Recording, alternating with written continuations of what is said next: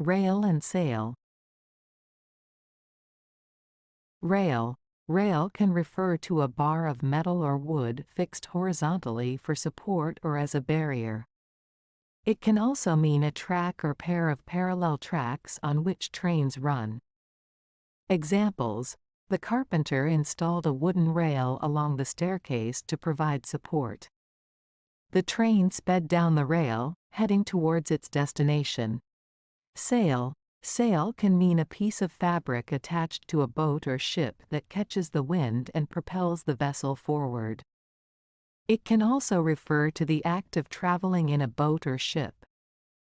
Examples: the sailors unfurled the sails to take advantage of the strong wind. We decided to sail to the neighboring island for a weekend getaway. Differences: rail typically refers to a fixed structure or track, while sail usually involves movement through water using wind power.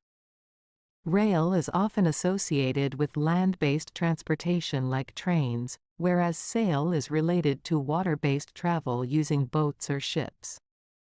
Both words can be used metaphorically, such as "on the rails," meaning something is going smoothly, or "set sail," meaning to begin a journey.